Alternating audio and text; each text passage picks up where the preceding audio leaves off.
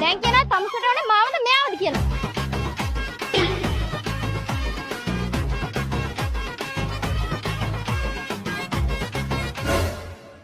දෙන්නම. හොඳටම ඇති පවන්. හොඳටම ඇති. තමුසේ මාව නරක ගෑණි කරගන්න එපා. ළමේ කම්මුණාම ඌ එළියට ගිහිල්ලා වැඩි කියලා උළුවස්සේ බැටකුත් ගහනවා කිව්වම ඌ. ඒ විතර ළමයට එකයි තාත්තට එකයි කියලා කිව්වා. ඒ මොනවාද? ත්‍රිපෝෂකුයි. ප්‍රෙග්නන්ට් වුණාම කොන්දත් ගාලා දෙන්නම් කියලා කිව්වා මේ කලවැද්ද. පන්සල් ගිහිල්ලා මාව ඕනි කියලා බෝධි පූජාවකුත් තියනවා කියලා කිව්වා. නවත්තනවා! මොකද? මං ඔයි කියපු හැමදේම ඇත්ත බං. ඒත් පවන් දෙන්නගෙන් එක්කෙනෙක් තෝරගන්න වෙනවා.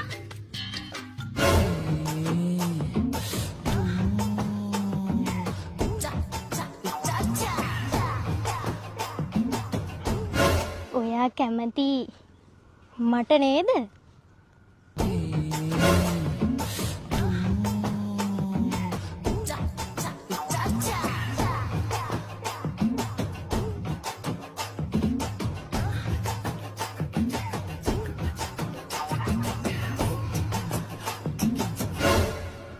නෑ නෑ.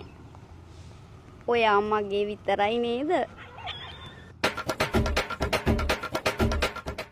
දෙන්නටම බෑද? අයියෝ බෑ ඔයි.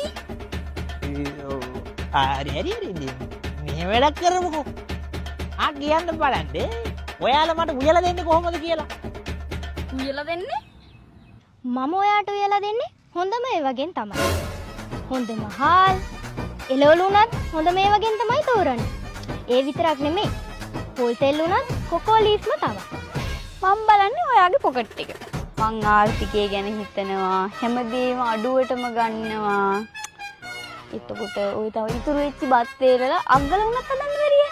එතකොට පොල් තෙල් උනත් අඩුවට තියෙන ගන්න පුළුවන් නේ. යකෝ අඩුවට ගත්තට වැඩක් නෑ ජීවිතේ ඉතුරු නැත්.